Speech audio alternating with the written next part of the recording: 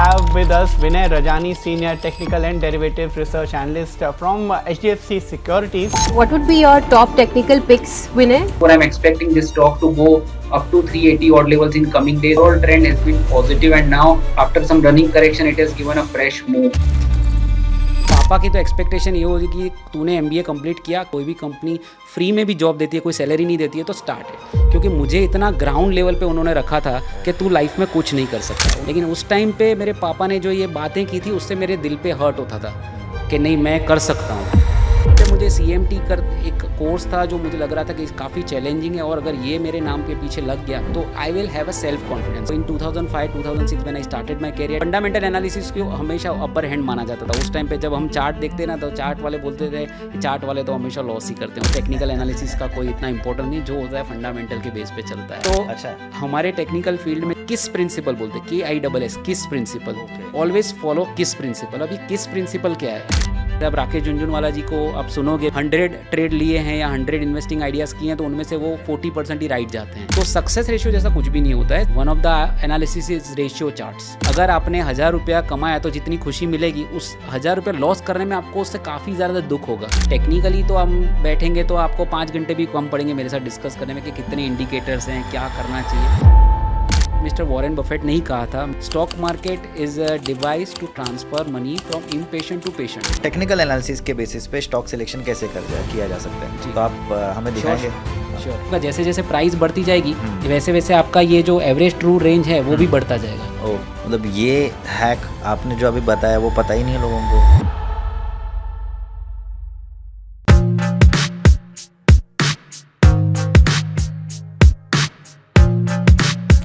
Welcome back दोस्तों, welcome back to another episode of voice of traders. जैसे कि आप जानते हैं कि हम वॉइस ऑफ ट्रेडर्स के प्लेटफॉर्म पे काफ़ी सीनियर और market oriented, market related, market में डीप डाइव रिसर्च किए हुए गेस्ट को हमेशा इनवाइट करते सो डैट आपको वैल्यूएबल कंटेंट डिलीवर हो सके, ताकि आप किसी मोह माया की तरफ या फिर गलत फेक इन्फ्लुएंसर्स की तरफ जो मार्केट को बस pumping and dumping and crore की बातें वो सारी चीज़ों की तरफ ना जाए एंड रियल मार्केट को जाने। सो आज के जो हमारे गेस्ट हैं उनका एक्सपीरियंस भी 20 साल का रहा है। वैसे तो आप उन्हें CNBC टेलीविज़न टीवीज़ पे रिसर्च एनालिसिस करते हुए आप देखते ही होंगे, बट आज हम उन्हें पर्सनली जानेंगे, उनकी जर्नी के बारे में जानेंगे एंड उन्होंने ट्रेडिंग को कैसे शेप किया, अपने माइंड को कैसे शेप किया, चार्टिंग को कैसे उन्होंने समझा, टेक्निकल एनालिसिस को कैसे समझाया, वो सारी चीज़ें हम आज हमारे गेस्ट से जानेंगे। सो उनका इंट्रो तो बहुत मैंने शॉर्ट ही रखा है, आज हम उनसे ही सुनेंगे। So let's not wait any more, let's welcome mister Vinay Rajani from HDFC securities. Hello sir. Hello, hi Nitesh and thanks for inviting me this special podcast. Yes sir आपसे तो बहुत कुछ सीखा है हमने, हम आपको देखते ही रहते वैसे तो CNBC पे देखते हैं हम स्क्रीन पे, उसके पीछे बहुत लंबी जर्नी होती है। वैसे ऐसे ही कोई डायरेक्टली स्क्रीन पे आ नहीं जाता, वो भी इतने बड़े प्लेटफॉर्म पे। सर आप थोड़ा सा आपकी जर्नी के बारे में प्लीज़ बताइए हमारे व्यूअर्स को। सर जर्नी तो मेरी काफ़ी टेढ़ी मेढ़ी रही है और ऐसे रफ़ रही है, ऐसा स्मूथ तो कभी नहीं देखा है मैंने लाइफ का कोई स्टेज, और हर एक की लाइफ में एक रफ़ पैचेस होते हैं। वैसे ही मैंने शुरुआत की थी। तो basically I belong to Sindhi family, और आप जानते ही हैं मोस्ट ऑफ द लोग यही जानते हैं कि सिंधी लोग ज़्यादातर बिजनेस करते हैं, 80% 90% से ज़्यादा लोग बिजनेस करते हैं। कुछ ही लोग जो होते हैं जो जॉब्स करते हैं, but I belong to that 10% के जहाँ पे मेरे फादर, मेरे पेरेंट्स एक गवर्नमेंट जॉब करते थे, क्लास 1 ऑफिसर थे। तो शुरुआत में तो यही एक्सपेक्टेशंस थी मेरे पेरेंट्स की कि मैं थोड़ा बहुत पढ़ लूँगा। कभी 12th पढ़ा तो बोला 12th भी पढ़ ले, फिर बिजनेस ज्वाइन कर लेगा, किसी के साथ कुछ भी काम कर लेगा। फिर बाद में मैंने अपने फ्रेंड से थोड़ी राय ली, थोड़ा आगे बढ़ा। फिर बाद में उस टाइम पे बैचलर ऑफ कंप्यूटर एप्लीकेशन एक कोर्स था कंप्यूटर का, वो काफ़ी फेमस हुआ था, BCA। Yes, BCA। तो वो मैंने दोस्तों ने बताया कि ये आगे बढ़ना चाहिए और इस तरह से करना चाहिए, तो आई ऑप्टेड फॉर BCA। और एक्चुअली मेरे 12th में अच्छे परसेंटेज आ गए थे, तो जिसके बेस पे मुझे BCA में एडमिशन मिल गया। और BCA जब कर रहा था, 3rd ईयर में आया, तब पेरेंट्स ने बोला कि अभी BCA कर लेगा तो तुरंत ही कुछ जॉब वॉब मिल जाए या कहीं पे, अगर नहीं मिलती है तो कोई हमारे रिलेटिव्स के यहाँ पे बिजनेस में तू नौकरी कर लेना। तो उनको, क्योंकि मेरे बचपन ऐसे गया है कि मैं बहुत मस्तीखोर था, फ्रैंकली स्पीकिंग। जब छोटा था तब बहुत मस्ती करता था, पढ़ाई पे कम ध्यान देता था। तो मेरे पेरेंट्स को यही लगता था कि नहीं यार, ये है ना आगे जाके कोई टमाटर की लारी निकालेगा। तो बहुत कम एक्सपेक्टेशंस थी मेरे से, और नॉर्मल गुजराती मीडियम में मैं पढ़ा 12th तक, पर बाद में BCA में मैंने एडमिशन लिया। फिर BCA में मेरा पढ़ाई अच्छा था, मेरे फ्रेंड सर्कल काफ़ी अच्छे मिले जिनके गाइडेंस के थ्रू, जिनके साथ लेके मैं चला। और BCA कंप्लीट होने के बाद मुझे मेरे फ्रेंड्स ने बोला, यार BCA तो सिर्फ ग्रेजुएशन होगा और अभी आगे हमको पढ़ना पड़ेगा, पोस्ट ग्रेजुएशन करना पड़ेगा, अदरवाइज़ कैरियर में कुछ है नहीं। तो मैंने बोला यार BCA अच्छा कोर्स है, ग्रेजुएशन हो गया, नौकरी कर लेते, मिल जाएगी कोई 15-20 हज़ार की नौकरी। तो उन्होंने बोला नहीं अभी कैरियर का सोचना चाहिए। तो उनके कहने पे मेरे most of the friends were actually interested in doing MBA। Eight that time MBA का क्रेज़ काफ़ी बढ़ रहा था। क्या है कि कैरियर में हमने देखा है कि कोर्सेज़ की values time to time change होती रहती है, वेरी होती रहती है। तो BCA जब तक ख़त्म हुआ तब तक कंप्यूटर्स की डिमांड कम हो चुकी थी। तो उन्होंने बोला यार अभी थोड़ा चेंज करके MBA करना चाहिए। MBA finance, MBA marketing is having great opportunities in future. तो मैंने फिर उनके कहने से चलो भर देते हैं, MBA कर रहे हैं तो MCA करना है, तो MBA MCA दोनों का हमने अप्लाई कर दिया। राइट। तो फिर मेरा जो एंट्रेंस एग्ज़ाम में मैं अच्छे मार्क्स आए और उसमें भी क्लियर कर दिया MBA का एंट्रेंस। तो जो लोग जिन्होंने मेरे फ्रेंड्स लोगों ने मुझे पुश किया था कि वी शुड डू MBA, उनका एंट्रेंस एग्ज़ाम में क्लियर नहीं हुआ। Okay. They did not get the admission in MBA on the basis of their marks. So I was the only one out of our 4-5 friends who got an admission in MBA. क्या बात तो उनके help से और उनके support से मैंने MBA किया। MBA में एंटर हुआ, all together different field because I was specialize into computers previously, and suddenly ये आ गया। तो मेरे लिए MBA एक चैलेंजिंग था। काफ़ी एक्सपीरियंस लोग भी MBA में मेरे क्लासमेट रहे थे, तो उनको देख के भी मुझे थोड़ा बहुत इन्फीरियरिटी कॉम्प्लेक्स होता था कि नहीं ये लोग बहुत अच्छे खासे बैकग्राउंड से, फैमिली बैकग्राउंड से, अच्छी फाइनेंशियल कंडीशन से आए हैं और काफ़ी अच्छा कर रहे हैं। उनका कॉन्फिडेंस लेवल देख के मुझे लग रहा था कि somehow I was not that much confidence when I started my MBA। Okay. 1 साल गया, फिर वापस से धीमे धीमे मैंने उसके ऊपर कॉन्फिडेंस गेन किया। जैसे कॉन्सेप्ट्स क्लियर हुए तो लोगों ने जानना किया। फिर MBA जब कंप्लीट हुआ तब तक I was very much confident. Actually I did my MBA with marketing. फिर MBA मार्केटिंग में भी क्रॉस किया। फिर जो मेरे को अपॉर्चुनिटी मिली उस टाइम पे, तो पापा की तो एक्सपेक्टेशन ये होगी कि तूने MBA कंप्लीट किया, कुछ भी कर, कहीं पे भी कर, कुछ भी कर, तो अगर कोई तुझे कोई भी कंपनी फ्री में भी जॉब देती है, कोई सैलरी नहीं देती है तो स्टार्ट है। क्योंकि मुझे इतना ग्राउंड लेवल पे उन्होंने रखा था कि तू लाइफ में कुछ नहीं कर सकता। उन्होंने बहुत ही एक्सपेक्टेशंस डाउन रखी थी अपनी कि ये लाइफ में कुछ कर नहीं पाएगा। तो in a way at that time I was feeling very sad कि मेरे पेरेंट्स क्यों ऐसा बोल रहे हैं, क्यों उनको मेरे ऊपर कॉन्फिडेंस नहीं है। लेकिन उस टाइम पे मेरे पापा ने जो ये बातें की थी उससे मेरे दिल पे हर्ट होता था कि नहीं मैं कर सकता हूँ। और वो जो एज ए चैलेंज मैंने लिया था, जो पेरेंट्स का और जो उनके रिलेटिव्स का जो जिस तरह का मेरे प्रति जो समझ थी, वो समझ को मैं चेंज करना चाहता था। और मेरे फ्रेंड्स का उसके मेरे साथ बहुत अच्छा था, क्योंकि मैंने जो अपना फ्रेंड सर्कल, मेरी सराउंडिंग्स थी, वो लकीली बताओ या मैंने अपने खुद से चुने, वो बात अलग है। आई am not sure about it, but बहुत अच्छे फ्रेंड्स मिले जिनके बेस पे मेरा कैरियर की शुरुआत और मेरी एजुकेशनल एक बैकग्राउंड काफ़ी स्ट्रॉन्ग बना। तो उसके बाद मेरी जो फर्स्ट जो जॉब लगी स्पाइडर सॉफ्टवेयर में। ओके। तो spider software is start of my career, जहाँ से मैंने टेक्निकल एनालिसिस का कॉन्सेप्ट सोचा। तो स्पाइडर सॉफ्टवेयर हम सब जानते हैं कि काफ़ी वेल नोन नाम है जो टेक्निकल एनालिसिस के सॉफ्टवेयर बनाता है। डेरिवेटिव एनालिसिस में भी काफ़ी अच्छा खासा कंट्रीब्यूशन रहा है। तो I got a job and I got an opportunity. I was confident enough. I was invited for the interview in Ahmedabad only. तो वहाँ से मैंने इंटरव्यू दिया. I got selected. Few of them selected. I was one of them. And I was offered a 5,000 rupees job at that time. और 5,000 amount in 2005. I am talking about 2005. So immediately after completing my MBA, हमारी college में क्या है ना कि कोई इतना बड़ा कॉलेज भी नहीं था IIM और कोई बड़े इंस्टीट्यूट जैसा प्लेसमेंट हो। हाँ। तो प्लेसमेंट तो नहीं हुआ था, बट खुद से ही पेपर में, न्यूज़पेपर में एडवर्टाइज देख के मैं स्पाइडर सॉफ्टवेयर की एक इंटरव्यू में गया था।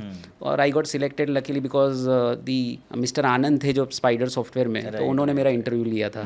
तो he was convinced with me और उन्होंने बोला कि 5,000 जॉब ऑफर करेंगे। बट मेरा तो इतना लेवल डाउन था ना उस टाइम पे एक्सपेक्टेशंस का कि मैंने बोला 5,000 तो फायदों में शुरुआत कर लूँगा, बस कुछ ज़्यादा सोचना नहीं सैलरी के बारे में। तो आई एक्सेप्टेड दैट जॉब। तो स्पाइडर सॉफ्टवेयर में इस तरह से मुझे जॉब मिली। तो ये मेरी कैरियर की शुरुआत स्पाइडर सॉफ्टवेयर से हुई थी। क्या बात है सर। स्पाइडर का योगदान सिर्फ टेक्निकल एनालिसिस में नहीं, ऐसे बड़े बड़े लोगों के करियर में भी रहा है। सुन के अच्छा लगता है सर। यस डेफिनेटली स्पाइडर की जर्नी ही मेरी आप बोल सकते हैं कि बेस बना, मेरा जो कैरियर का जो बेस बना है, जो टेक्निकल एनालिसिस फील्ड में जो एक्सपर्टाइज हमने जो गेन की है वो just because of the spider. आप मानोगे नहीं, जब मैंने अपने MBA के दौरान शेर खान में एज ए समर ट्रेनिंग किया था, उसमें भी एक सॉफ्टवेयर था जो स्पाइडर सॉफ्टवेयर ने बनाया था। तो उनके सॉफ्टवेयर ट्रेड टाइगर करके नाम था। तो I was given a work to sell that product. So before selling the product you should know everything about what they offer as a software, और उसके क्या फ़ायदे हैं, बेनिफिट्स क्या हैं, किस तरह से ट्रेडर्स और इन्वेस्टर इसका फ़ायदा ले सकते हैं। तो डेफिनेटली मुझे सीखना तो पड़ेगा। तो मेरी जो स्टार्टिंग जो जर्नी थी उसमें मेरे को उधर से मैनेजर ने पूरा सिखाया कि ये टेक्निकल एनालिसिस चार्ट्स देते हैं, ट्रेडिंग इस तरह से करते हैं, आप ऐसे पिच करोगे तो ऐसे बिकेगा। तो आपको यू वॉन्ट बिलीव कि at that time when I was taking training from the Sher Khan, at that time I was not knowing what is stop loss. और करीबन उनको 1 घंटा लगा था मुझे समझाने में कि ये स्टॉप लॉस होता क्या है। तो I still remember that day कि I was keep on asking questions कि नहीं यार मुझे समझ नहीं आ रहा है स्टॉप लॉस यानी कैसे, क्यों रखने का ये। तो उन्होंने काफ़ी एफर्ट दिया मेरे को समझाने में। 1 साल मैंने वहाँ पे स्पाइडर सॉफ्टवेयर में काम किया। During that 1 year I must say कि जितने भी क्वेरीज और जितने भी कस्टमर्स हमको कंप्लेन करते थे कि आज डेटा नहीं आ रहा है, ये नहीं हो रहा है, वो नहीं हो रहा है, they were actually the true users of spider software. कि जो अगर यूज़ ना होता है या कोई अटक जाता है काम, तो उसको वो बेयर नहीं कर पा रहे हैं, they can not survive without this software use. तो वो लोग ज़्यादा हमको कंप्लेन करते थे, बुलाते थे, हमको डांटते थे, फिर हम उसकी समझते थे चीज़ें और सॉल्व करते थे। तो ये जो पूरी जर्नी है वो डाउट्स से शुरू हुई थी कस्टमर्स के, और डाउट सॉल्व करते करते करते इतना कुछ सीखने मिला कि टेक्निकल एनालिसिस का एक रियल लाइफ का प्रैक्टिकल एग्जांपल जो बताएं। थियरी तो सब लोग पढ़ लेते हैं, उस टाइम पे भी बुक्स बहुत अवेलेबल थी, डिजिटल इतना नहीं था, पर बुक्स काफ़ी अवेलेबल थी। कितना भी बुक पढ़ लो, लेकिन प्रोफेशनल जो एक्सपीरियंस है वो प्रैक्टिकल एक्सपीरियंस ही होता है, और वो मुझे स्पाइडर सॉफ्टवेयर से सीखने मिला। सर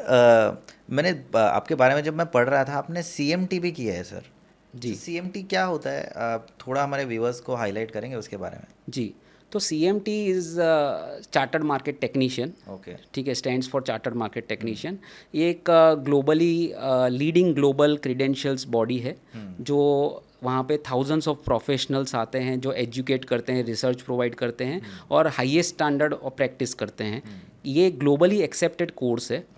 जहाँ पे मैंने स्पाइडर से जो सीखा और जो टेक्निकल एनालिसिस में जर्नी स्टार्ट की, तब से लेके आज तक जब मैंने CMT किया, तब तक कोई ऐसा रिकॉग्नाइज्ड वर्ल्ड लेवल पे ऐसा कोई कोर्स नहीं था कि जिसके बेस पे आप आगे अपने कैरियर में अपने आप को पुश कर पाओ, या आप अपने आप में कॉन्फिडेंस डेवलप कर पाओ कि अगर मैं इंडिया में टेक्निकल एनालिसिस करता हूँ तो वही उसकी जो स्ट्रेंथ है या उसकी जो कोर फ्यूचर के ग्रोथ हैं वो ग्लोबली भी एक्सेप्टेड हैं या नहीं। तो बहुत मिसिंग पार्ट था, कोई ऐसा कोर्स नहीं था। जैसे आप फंडामेंटल एनालिसिस की बात करो तो in 2005-2006 when I started my career, that time also CFA was there. तो CFA चार्टर्ड फाइनेंशियल एनालिस्ट जो होता है वो फंडामेंटल एनालिसिस के लिए होता है। फंडामेंटल एनालिसिस को हमेशा अपर हैंड माना जाता था उस टाइम पे। जब हम चार्ट देखते ना तो चार्ट वाले बोलते थे कि चार्ट वाले तो हमेशा लॉस ही करते हैं, टेक्निकल एनालिसिस का कोई इतना इंपॉर्टेंट नहीं, जो होता है फंडामेंटल के बेस पे चलता है। लेकिन उस टाइम पे CFA था। CMT जैसा कोर्स हालांकि काफ़ी जल्दी शुरू हो गया था, 2008-2010 में भी CMT अवेलेबल था, बट उतनी रिकग्निशन इस कोर्स को नहीं मिली थी। उस टाइम पे मुझे CMT एक कोर्स था जो मुझे लग रहा था कि काफ़ी चैलेंजिंग है, और अगर ये मेरे नाम के पीछे लग गया तो I will have a self confidence. मेरा इंटेंशन ऐसा बिल्कुल नहीं था कि मैं कहीं और जॉब के लिए ट्राई करके कैरियर, क्योंकि HDFC is a big organization और ऐसी जॉब बहुत मुश्किल से और बहुत नसीब वालों को मिलती है। तो मेरा इंटेंशन ये था कि I should have a badge of CMT behind my name. Vinay Rajani, not only Vinay Rajani, Vinay Rajani CMT should be there. तो एक अलग से कॉन्फिडेंस, आपका सेल्फ रिस्पेक्ट होता है, एक सेल्फ कॉन्फिडेंस जनरेट होता है। I wanted to have that CMT designation, not because of the designation and badge, but उस दौरान मैंने नो डाउट मेरे को 13-14 साल का एक्सपीरियंस था, तो नॉलेज तो काफ़ी आ गया था, and it was easy compare to others कि मैं ये तीनों लेवल CMT के क्रॉस कर लूँ। तो CMT is a body which is offering chartered membership with by passing 3 levels of exams. जैसे CFA में 3 लेवल क्रॉस करने होते हैं, इसी में भी 3 लेवल क्रॉस करने, CMT लेवल 1, 2 and 3। ओके। तो 1 लेवल में तो काफ़ी कुछ हम लोग इनिशियली पढ़ लेते हैं। सेकेंड लेवल उससे थोड़ा हार्ड होता है। थर्ड लेवल थोड़ा प्रैक्टिकल एस्पेक्ट पे होता है कि जहाँ पे हमको केस स्टडीज़ दी जाती हैं। तो वो ग्लोबल, ये यूएस रिलेटेड, ये जो करिकुलम फॉलो होता है वो ग्लोबल लेवल का होता है, ये इंडिया के स्पेसिफिक नहीं है। जितनी भी थियरीज आप CMT के में पढ़ेंगे वो पूरा ग्लोबल लेवल एक्सेप्टेड होती है। ओके। तो जो पढ़ाते हैं, जो करिकुलम होता है, वो बड़े बड़े ऑथर्स की बुक जो यूएस से बिलोंग करते हैं।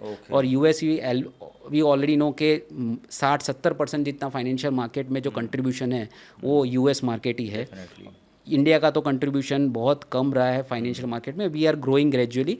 और तो पूरा करिकुलम ग्लोबली वो फॉलो करते हैं। तो आप समझिए कि CMT Vinay Rajani is from India and CMT person कोई यूएस में है या कोरिया में या हांगकांग में है, तो सबकी वैल्यू एक जैसी है। ओके, सो सबका करिकुलम एक ही होता है? Yes, everybody follows the same curriculum, everybody follows the time schedule. और जो एग्ज़ाम्स देते हैं तो एक ही लेवल पे एक फिक्स होता है कि जून में एग्ज़ाम होती है और दिसंबर में एग्ज़ाम होती है। तो पूरे ग्लोबल मार्केट्स में जहाँ भी जितने भी वर्ल्ड में कंट्रीज़ हैं वो सब एक ही टाइम पे एग्ज़ाम देते हैं एक ही करिकुलम के लिए। और जो रिजल्ट अनाउंस होते हैं वो भी एक साथ होते हैं। Oh great great. तो there are around 2500 CMT chartered holders. कई लोग ऐसे हैं कि जिन्होंने level 3 in India not in India, globally only 2500? yes, there are few only in India. If you say only 250 chartered members are there. Okay. Difference ये है कि chartered membership और CMT क्लियर करने में डिफरेंस है। CMT आपको 3 level clear कर दिए, that means you don't have the chartered membership. आपने 3 लेवल जरूर क्लियर कर दिए हैं, लेकिन 3 लेवल क्लियर करने के बाद you have to show some experience कोई ऑर्गेनाइजेशन में, फाइनेंशियल इंस्टीट्यूट्स में। और उसके एक्सपीरियंस के बाद you need to take sponsorship from the existing chartered member of CMT। Okay. तो एक बड़ी प्रोसेस है, इतना इजीली CMT चार्टर्ड मेंबर नहीं बन सकते। तो चार्टर्ड मेंबर जो ऑलरेडी हैं, जैसे कि मैं अभी चार्टर्ड मेंबर हूँ, और if somebody is clearing level 3 of CMT, he can approach to me, I will ask for some rational and his reports. If I am satisfied with his work और उसने अच्छा योगदान दिया है इस इंडस्ट्री में, तो मैं उसको रिकमेंड करूंगा एज ए स्पॉन्सर कि you can be a CMT and I will inform to the CMT association that I am recommending this person as a part of CMT chartered holder. If I am not satisfied with the performance और उनका जो जिस तरह का reports जो बनाए हैं, उनका analysis, if it is not up to mark, I will guide him that you should do this way, but in future you can come to me and I will get recommend you as a CMT chartered holder. तो काफ़ी tough process है। जैसे chartered accountant हमारे India में एक काफ़ी tough एक course होता है ना, world one of the most difficult बोलते हैं उसे। यस। तो जैसे चार्टर्ड अकाउंटेंट काफ़ी पुरानी डिग्री है जो सबको पता है। उसके बाद CFA, फाइनेंशियल एनालिसिस के लिए CFA सबसे ज़्यादा वेल नोन और रिकॉग्नाइज्ड कोर्स है। अभी CMT भी काफ़ी रिकॉग्नाइज हो रहा है। तो CMT की वजह से क्या हो रहा है ना कि टेक्निकल एनालिसिस की जो इंपॉर्टेंस है वो काफ़ी बढ़ रही है। जो इंडिया में जो सेंटीमेंट हैं स्पेशली फॉर टेक्निकल एनालिसिस इतने पॉजिटिव नहीं रहे हैं, लेकिन day by day you can see कि not only at individual level, company level पे भी आ रहा है और कंपनी लेवल से म्यूचुअल फंड्स लेवल पे भी जा रहा है। तो बड़े बड़े इंस्टीट्यूशन जो purely on the basis of fundamental stock pick करते हैं, they also want a technical dedicated person who can help them to identify the right time to buy right stock. Okay. So fundamental helps you to find out the right stock, but technical helps you to find out the right time to buy that right stock. Okay. तो US में तो ये practice बहुत सालों से चलती है। बहुत ही लोग टेक्निकली प्रोफेशनल है, बहुत ही अच्छे पैकेजेस पे, हायर पैकेजेस पे एक प्रोफेशनल लेवल पे वो लोग काम करते हैं। बट इंडिया में ये ग्रो हो रहा है। अभी आप देखेंगे जितने भी इंस्टीट्यूशन और जितने भी हेज फंड्स हैं, म्यूचुअल फंड्स हैं, they need a technical advice. There is a huge opportunity in the technical analysis field, जिसको हम अंडर एस्टिमेट करते थे। जब मैंने कैरियर किया स्टार्ट, तब टेक्निकल्स को इतना इंपॉर्टेंस नहीं दिया जाता था। बट विदाउट टेक्निकल्स आप देखोगे तो कोई भी अभी नहीं, क्योंकि ultimately you need to time the stock. Exactly. कौन सा स्टॉक बाय करना है, आपने स्टॉक बाय कर लिया, 2 साल तक चला ही नहीं, और फिर आप वेट करते रहे, भले ही वो रिलायंस जैसी बड़ी कंपनी हो, बट वो स्टॉक नहीं चल रहा है, मूव नहीं हो रहा है, तो फिर ultimately it is waste of your money, और आपका पूरा पैसा जहाँ से FD का रिटर्न भी उससे ज़्यादा हो सकता है। तो it is more important that you time the stock very well, क्यों कभी कभी टेक्निकल्स की वजह से रॉन्ग स्टॉक में भी अच्छा रिटर्न मिल जाता है in short span of time. तो एक बहुत ही इम्पॉर्टेंट फील्ड है। मैं यंगस्टर्स को खास करके इस प्रोग्राम में कहना चाहूँगा कि बिल्कुल भी इसको अंडर एस्टिमेट न करें। CFA को एक हायर दर्जा दिया जाता है इस फील्ड में, बट CMT भी एक ऐसा कोर्स है कि जिसके थ्रू आप अपने बायोडेटा को और रिज्यूमे को स्ट्रॉन्ग बना सकते हो। और नॉट ओनली दैट, उससे जो आपको जो नॉलेज मिलता है, खास करके एक वर्ल्ड लेवल पे, ग्लोबल लेवल पे, कि लोग वहाँ पे क्या देखते हैं। यहाँ पे तो क्या है कि price breakout is a normal thing which can be learn through YouTube channel, ठीक है। बट टेक्निकल एनालिसिस बहुत बड़ा फील्ड है, उसमें every day you have to learn. Even after getting 20 years of experience in this field, I am learning every day. So still I am a student of the market. So it should be like this only. So we should never estimate and underestimate, and we should keep learning. And technical analysis, I must say, is having a great future in ahead. क्या बात है sir, क्या बात है। सो आपने जो अभी बताया ना, मैंने उसमें से एक बहुत सिंपल चीज़ आपने तो काफ़ी डिस्क्रिप्टिव वे में बताया कि fundamental analysis and technical analysis का डिफरेंस क्या है। Fundamental analysis is which stock to buy, but technical analysis is when to buy. Yes. So and also आज का जो हमारा जो पॉडकास्ट जो हो रहा है, आई थिंक ये सिर्फ ट्रेडर्स के लिए नहीं, स्टूडेंट्स के लिए भी ये काफ़ी ज़रूरी होगा। अभी सर ने इतनी जो इम्पोर्टेंट करियर एक्सपेक्टिव से जो बात कही कि CMT का इतना इम्पोर्टेंस होता है, CMT क्या होता है। मुझे भी CMT इतना डिफ़िकल्ट होता है ये पता नहीं था। मेरे लिए तो इट वाज लाइक ठीक है, एक CA होता है, एक CFA होता है, there is something CMT also. So thank you so much sir, इतना सारा आपने CMT के बारे में बताया। सो अभी आपने बताया कि it is more about technical. So sir technical analysis actually में क्या होता है, ये भी आप थोड़ा सा बता ही दीजिए। तो technical analysis is the reading of charts, reading of previous information and on the basis of price and volume, और on the basis of that you are trying to predict the future. तो technical analysis simple terms में यही होता है, demand and supply होता है।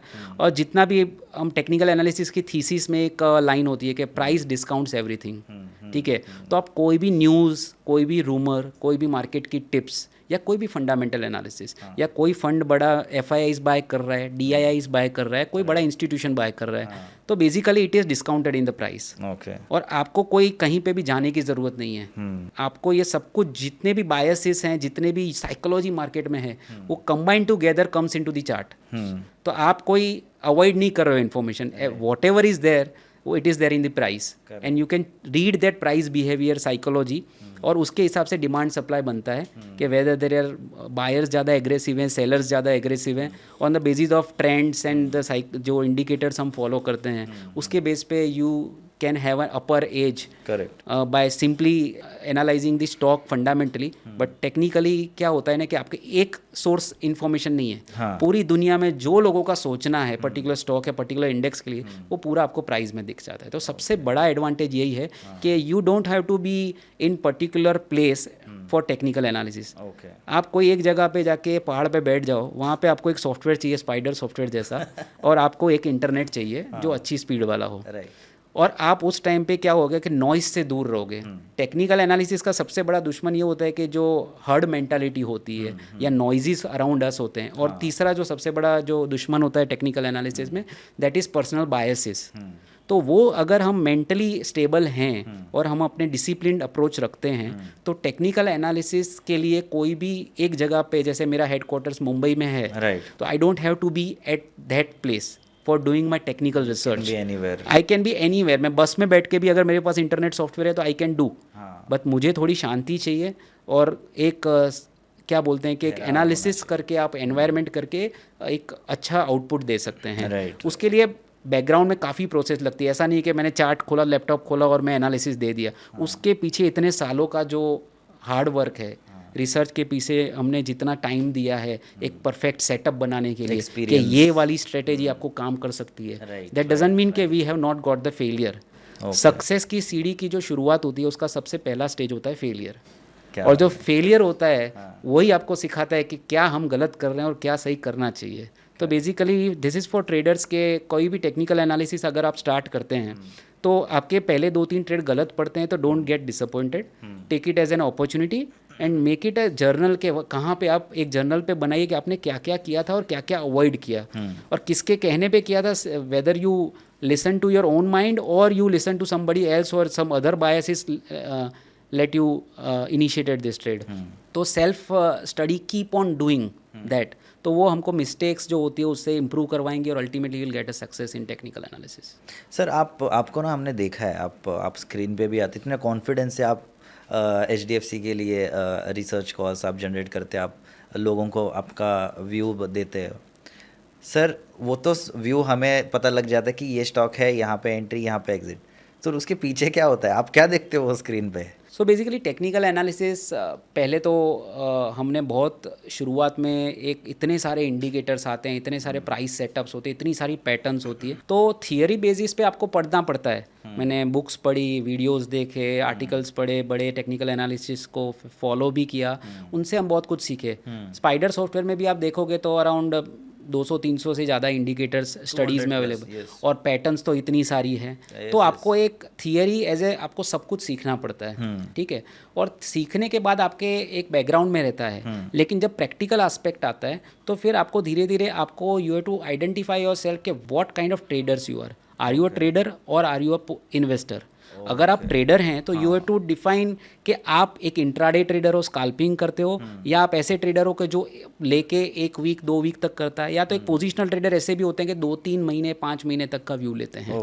तो you have to identify yourself whether you are a trader और इन्वेस्टर। इन्वेस्टर्स के लिए अप्रोचेस अलग रहती हैं। टेक्निकल में हम लोग मोमेंटम प्ले करते हैं, जो मेरी एक्सपर्टाइज है उससे मैं आपको शेयर करना चाहूँगा। तो सिंपली मैं ट्रेंड से शुरुआत करता हूँ। तो टेक्निकल एनालिसिस में एक सबसे पहले एक एडेज है या फेमस कहावत है कि डोंट फाइट द ट्रेंड।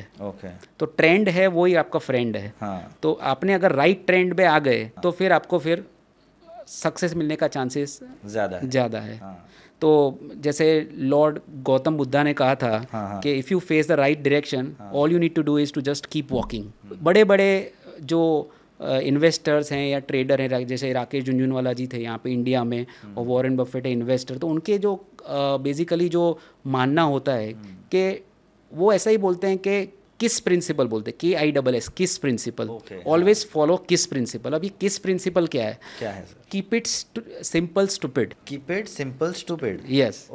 तो अच्छा, हमारे टेक्निकल फील्ड में जब शुरुआत में बंदा एंटर होता है ना, तो वो ऐसा करता है ना कि मेरे को ये इंडिकेटर आता है, ये आइचिमोकू आता है, ये आता है, ये आता है, दुनिया भर के स्पाइडर में तो 300 400 500 इंडिकेटर हैं। तो वो they always try to show their knowledge and expertise by showing knowledge of different indicator. But जितने इंडिकेटर आप ज़्यादा यूज़ करोगे ना, उतने ही कंफ्यूज हो जाओगे, आप खुद भी और सामने वाला भी।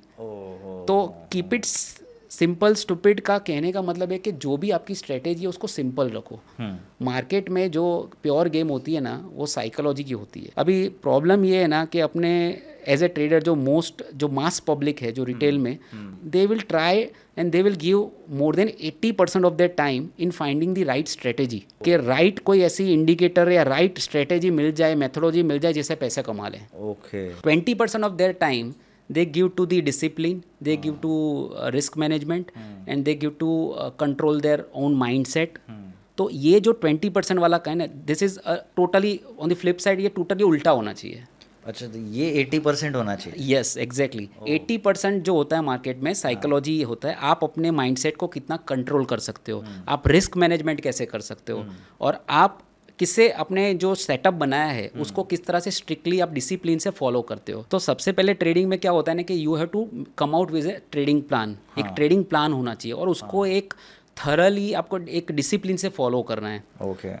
तो ये जो 3 चीज़ें हैं, डिसिप्लिन और रिस्क मैनेजमेंट, ये सब है ना, वो 20% टाइम देते हैं लोग कि हम लोग ये इंडिकेटर ढूंढ लेंगे, ऐसी स्ट्रेटेजी कर लेंगे, पूरा उनका सुबह से लेकर शाम तक इसी में टाइम चला जाता है कि हमको ये स्ट्रेटेजी ढूंढनी है। बट एक्चुअली उनको 80% अपने माइंडसेट को, जैसे इमोशनल बायसेस होते हैं, जैसे एंकरिंग बायस होता है, एंडोमेंट बायस होता है, बहुत सारे बायसेस होते हैं। जैसे एक सबसे बड़ा होता है कि रिवेंज ट्रेडिंग करते हैं लोग, तो वो भी एक होता है कि फोमो फीलिंग होती है लोगों को।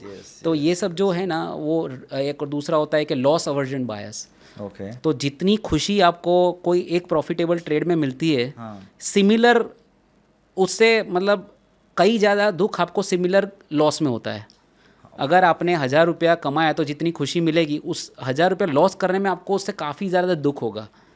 तो वही वाली बात है कि कमाने पे 1000 रुपये कम लगता है। यस, कमाने पे बहुत ज़्यादा लगता है। तो वो उसी की वजह से ट्रेडर क्या करते हैं कि they keep on holding their losers, losing stocks में बने रहते हैं। Correct. So technical and fundamental analysis is not about going right और wrong, it is all about how much you are getting and how much you are gaining when you are right, and how much risk and how much loss you can control when you are wrong. Okay तो गलत तो मैं और आप कभी भी पढ़ सकते हैं। ऐसा हो सकता है आप मेरे से गलत पढ़ो, भले ही मैं मतलब एक्सपीरियंस हो, आप मेरे से सही पढ़ सकते हो, लेकिन जब मैं सही पढ़ता हूँ, भले ही मेरा सक्सेस रेशियो 40% है, ठीक है, 30% है, तो मुझे ये देखना है कि how much I can utilize from that. अगर मैं सही पढ़ाता हूँ तो I should ride the winner and I should control the loss from the loser. So you should cut short the losing ideas and you should continue to ride the winners. तो sir ये is this the reason कि इतना 93% लोग loose किए जा रहे हैं? मतलब ये हैक आपने जो अभी बताया वो पता ही नहीं है लोगों को। जी डेफिनेटली। तो ये जो 93% जो ट्रेडर्स होते हैं, मुझे ऐसा लगता है कि वो ज़्यादातर या तो डिपेंडेंट ऑन अदर इन्फॉर्मेशन, तो एक हर्ड मेंटालिटी बायस जो हम बताते हैं ना, कि किसी ने कुछ बोला, ठीक है, even if you are recommending और somebody is recommending on the TV और कहीं पे भी आके किसी ने कुछ इन्फॉर्मेशन दिया, तो आई ऑलवेज रिकमेंड कि उसको खुद का रिसर्च हमेशा से करना चाहिए कि ऑन व्हाट बेसिस। हमने गलत तो कोई भी कभी भी पढ़ सकता है, लेकिन वेदर इट इज़ उसके पीछे रैशनल्स हैं या नहीं, या उसके पीछे कोई किसी ने बोला इसलिए कर दिया, वो नहीं। और दूसरा ये कि अपना माइंडसेट जो होता है उसमें सबसे ज़्यादा इमोशनल बायसेस होते हैं, कि जैसे हर्ड मेंटालिटी है, एंकरिंग बायस है, लॉस अवर्जन बायस है, या बहुत सारे बायसेस जो हैं वो लोग कंट्रोल नहीं कर पाते हैं।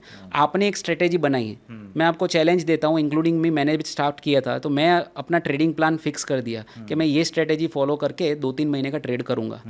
I have made my rules and मेरा एक पूरा सेटअप किया ट्रेडिंग स्क्रीन कि ये होगा तो ये करूँगा, अगर ये कटा तो मैं स्टॉप लॉस कटा तो मैं एग्जिट कर दूंगा, and I will wait for another opportunities. तो बेसिकली ये जो चीज़ है वो फॉलो नहीं हो पाती है। अगर आपने ट्रेडिंग प्लान बना भी दिया फिर भी आप उसको फॉलो नहीं कर रहे हैं। Discipline is the only thing which is missing in most of the traders nowadays. तो 90% ऑफ द ट्रेडर्स जो लॉस करते हैं, वो लॉस करने के बाद most of them are getting angry, they get angry कि आई गॉट रॉन्ग, तो उसके बाद पे वो रिस्क रिवेंज ट्रेडिंग करेंगे कि मुझे ये लॉस हुआ तो मैं उसको कवर करूंगा कैसे ना कैसे। 5,000 लॉस हुआ तो आज के आज ही कवर करना है। भले वो कुछ भी। और कई लोग तो ये करते हैं कि जिस स्टॉक में लॉस हुआ उसी को एवरेज कर करके नीचे के प्राइस पे करते हैं। यस ठीक है, तो मनी तो क्या है कि कहीं से भी पैसा कमा के दे सकती है। If something has not worked out for you and it against the trend गया, अगेंस्ट द एक्सपेक्टेशन गया, तो ज़रूरी नहीं है कि आपको वो लॉस कवर करने के लिए वही स्टॉक में एवरेज करना है। ठीक है ना। कोई भी ट्रेडिंग स्टाइल में एक तो सबसे बड़ा मैंने जैसे बताया कि आपको ट्रेडिंग जो प्लान है उसको आपको एकदम स्ट्रिक्टली फॉलो करना है। Don't lose your discipline, you have to be focus, you have to be organized, और आपको प्रिपेयर करके ही जाना है। रूटीन आपका डेली होना चाहिए, जो आपको आपकी लाइफस्टाइल भी काफ़ी मैटर करती है। कभी कभी मेरी तबीयत ठीक नहीं होती तो I could not make right decision at that time. तो आप अगर रात को 12 बजे खाना खा के बाहर से आए, हैवी हो गया, सुबह को अर्ली मॉर्निंग मार्केट ट्रेड होना है, तो ऐसा हो सकता है कि you don't take right decisions because of your health issues. तो आपकी लाइफस्टाइल तो एकदम स्मूथ होनी चाहिए, जिसके बेस पे आपको काफ़ी राइट डिसीजन लेने में हेल्प होती है। स्ट्रेटेजी जो आप प्लान बनाओ, ट्रेडिंग प्लान को स्ट्रिक्ट रहो। जिसमें आपको लॉस हुआ है उसको आप क्यों लॉस हुआ उसको रिवर्स, आपके जो ट्रेडिंग जर्नल मेंटेन करो कि पिछले महीने में आपने 10 ट्रेड लिए या 15 ट्रेड लिए या 20 ट्रेड लिए, तो वो 20 ट्रेड में आप कहाँ गलत पड़े। गलत तो पढ़ ही सकते हैं, मैं भी पढ़ सकता हूँ, 20 में से 10 आइडिया मेरे गलत पढ़ सकते हैं। The only thing which I use to do is to study my failures, study के what went wrong when I chose this stock, whether because of the wrong stock selection और whether it was from the markets के market ही घूम गया, और तो it is not our control.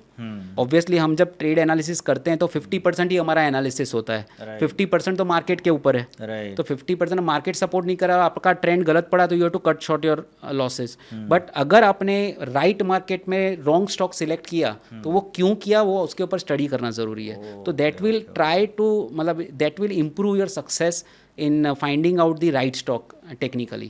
और technical analysis is not about studying the charts, काफ़ी सारे ब्रेथ इंडिकेटर्स भी हमको ट्रैक करने होते हैं। तो ब्रेथ इंडिकेटर्स क्या होता है? ब्रेथ इंडिकेटर्स लाइक जैसे ट्रेडिशनली शुरुआत में क्या करते थे ना, बहुत सालों पहले, 20-25 सालों पहले, कि सिर्फ ट्रेंड लाइन ब्रेकआउट देखा, RSI का ब्रेकआउट देखा, 30 ओवरबॉट है तो नहीं लेने का, ओवरसोल्ड है तो लेने का।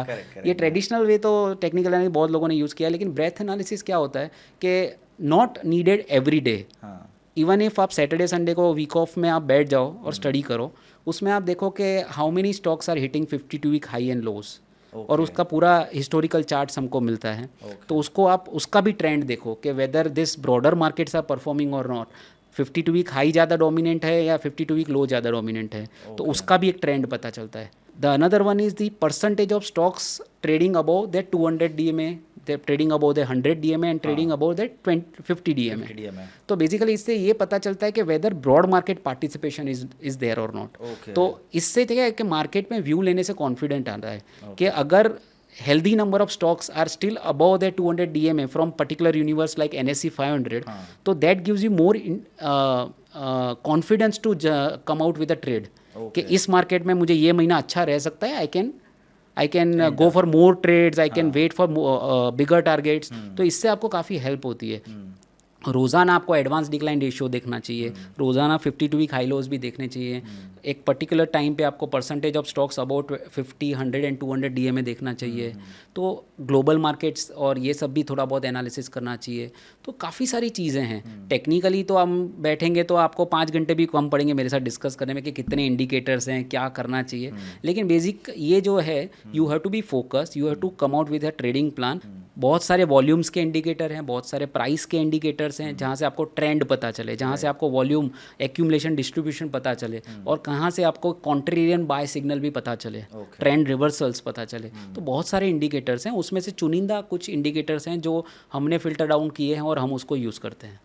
तो सर कौन से वो चुनिंदा इंडिकेटर जो आपने फिल्टर आउट कर दिया? अभी आपने इतनी सारी इन्फॉर्मेशन दे दी है, so let's try to minimize जो 200 इंडिकेटर 500 इंडिकेटर्स है उसमें से फिल्टर आउट करते कोई 5 इंडिकेटर्स जो आपको लगता है कि ये बेस्ट काम करते हैं मार्केट में. जी, तो सबसे पहले प्राइस, जो भाव भगवान है वो जो बोलते हैं, price is the ultimate decider. आप कितना भी ऑसिलेटर इंडिकेटर को ट्रैक कर लो, वहाँ से आपको कभी भी इंडिविजुअली ट्रेड नहीं लेना चाहिए. आपको बहुत सारे नहीं बट 3-4 कन्फर्मेशन चाहिए होते हैं ट्रेड लेने के लिए, और वो 3-4 जो कन्फर्मेशन चाहिए वो अलग अलग चीज़ों से चाहिए. तो सबसे पहली प्रायोरिटी आपकी होती है 50%. आप 50 से भी ज़्यादा मैं प्राइस को इंपॉर्टेंस देता हूँ. 60% आप मान लो कि 60% आपको प्राइस को देना है इंफॉर्मेशन. वहाँ पे हम ट्रेंड लाइन यूज़ करते हैं. सिंपल सी बात है, आपको बहुत सिंपल लगेगा कि इतने सालों से काम कर रहे हैं अभी भी ट्रेंड लाइन ही देख रहे हैं. लेकिन मेरे एक्सपीरियंस के हिसाब से मैंने जैसे बताया किस प्रिंसिपल, कि जितना आप सिंपल रखोगे उतना ही ज़्यादा आपको अच्छा आउटकम मिलेगा. और हार्ड चीज़ें, कॉम्प्लेक्स चीज़ें, कॉम्प्लेक्स सेटअप्स मैंने फॉलो किए हैं, अल्टीमेटली वो कन्फ्यूजन पे ही जाते हैं. तो प्राइस में अगर बात करें तो moving average is one of the indicator which helps us a lot, कि जहाँ से अपने को प्राइस का ट्रेंड पता चले. जैसे हम हमेशा चार्ट्स पे प्रेफर करते हैं कि एटलीस्ट 50, 20 और 200 दिन की मूविंग एवरेज आपके चार्ट पे होनी चाहिए. तो जिससे आपको ये पता चलता है कि ओवरऑल स्टॉक का ट्रेंड क्या है.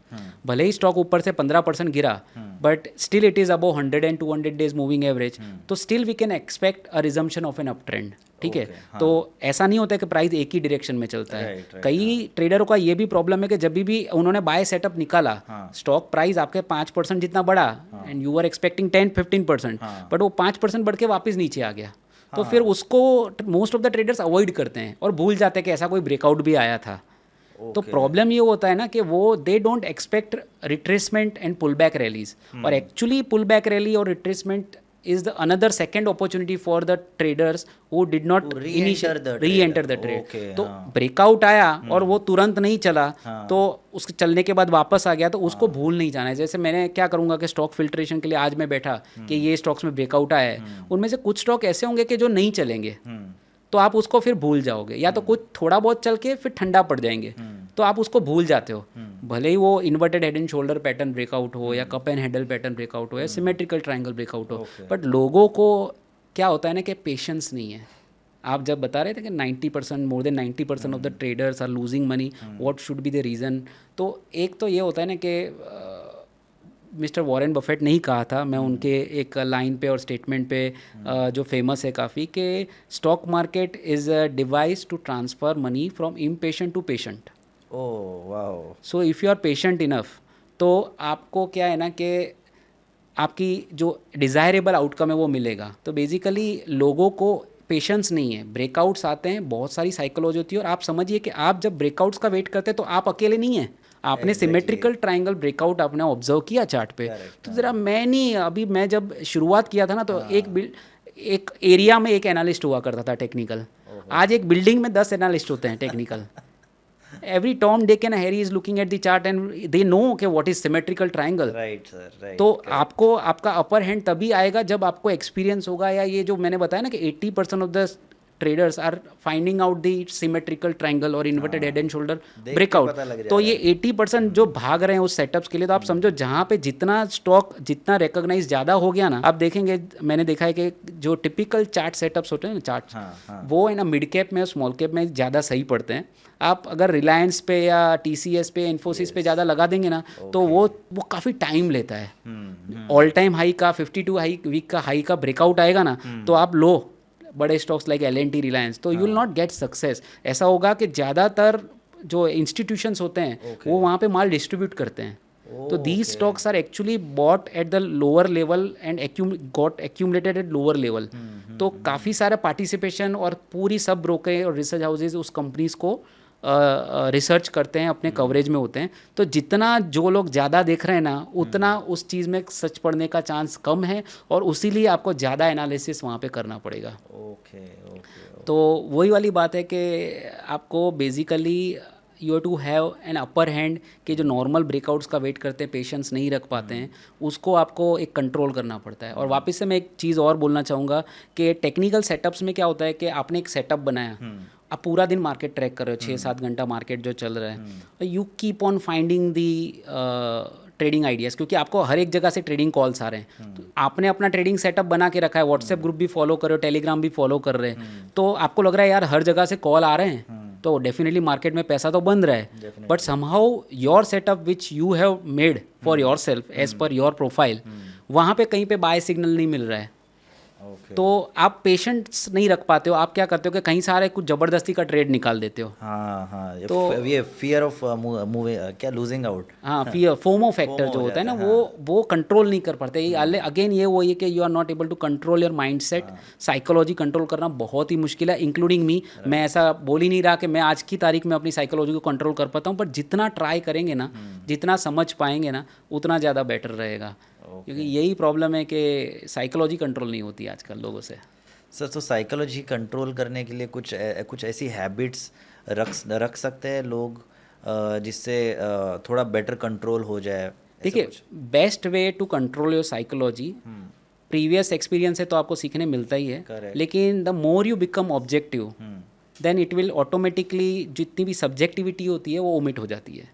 ओके, ठीक है, तो आपको उसको अवॉइड करना है तो सिंपली आप अपनी अप्रोच चेंज कर दो, आप ऑब्जेक्टिव बन जाओ। और ऑब्जेक्टिव में आप क्या कर रहे हो कि आप ऐसी एक अपना ट्रेडिंग प्लान बना रहे हो कि जहाँ पे आपका एक प्राइस और वॉल्यूम का, इंडिकेटर्स का टेक्निकल सेटअप है, वो अगर आपको बाय बोलता है तो आप उस पर एग्जीक्यूट करो। आपका रिस्क, जब सबसे बड़ा प्रॉब्लम क्या है कि जो एमेच्योर जो लोग ट्रेडर्स होते हैं वो हमेशा ऐसा देखते हैं कि हमारे ट्रेडिंग सेटअप से हमको कितना प्रॉफिट मिलेगा, लेकिन जो प्रोफेशनल लोग होते हैं ना, वो लोग हमेशा ऐसा बोलते हैं, एक्सपर्ट एक्सपीरियंस लोग ऐसा बोलते हैं कि वो ऐसा सोचते हैं कि हम इससे कितना लॉस हो सकता है, how much risk we can bear. तो पहले अगर if you know that you can accept the risk, तो you will be at peace with any outcome of your strategy. Okay, so हम मुझे पहले से रेडी रहना है कि इतना मेरा पैसे जाए तो मुझे कोई फर्क नहीं पड़ेगा। हाँ, तो पोजीशन साइजिंग होती है ना, कि जो बोलते हैं जो नॉर्मल रूल है, ये मेरा कोई रूल नहीं, I just follow the normal rule which is standard, कि you should not lose 1 to 2% maximum of your total capital in one trade, and you should be diversified also. तो you can go wrong 50% of the time. तो जब आप वो उसमें जो loose कर रहे हो ना, तो वो लूज एक लिमिटेड होना चाहिए, 1 to 2% of your total capital. तो बेसिकली अगर 1 लाख का टोटल ट्रेडिंग कैपिटल है तो 1000 से ज़्यादा का मेरा एक ट्रेड में लूज नहीं करना है। यस, 2000 तक का। यस। तो 2% तक का मैक्सिमम आप कर सकते हैं, और उस तरह से आप थोड़ा डाइवर्सिफाइड भी रखें, और ऐसा नहीं है कि एक ही दिन में सब ट्रेड ले लें। होता यूँ है कि आपने सडनली डिसाइड किया कि ये मेरी स्ट्रेटेजी बन गई, अब इसके ऊपर मैं 10 कॉल लूँगा, बट मार्केट भी एक सबसे बड़ा एक फैक्टर है। मार्केट सपोर्ट नहीं किया तो आपके 10 से 10 स्टॉक भी गलत पड़ सकते हैं। तो आप slowly and gradually you can build on to your stocks, and आपने समझो 10 स्टॉक आपने सिलेक्ट किए, अगर आपका मार्केट पे व्यू बुलिश है। सबसे बड़ी एडवाइस मैं ये देना चाहूँगा, सबसे पहले आपने बताया था कि क्या सेटअप हम देखते हैं, तो technical analysis all about top, जो टॉप बॉटम अप्रोच बोलते हैं, टॉप बॉटम अप्रोच, ठीक है।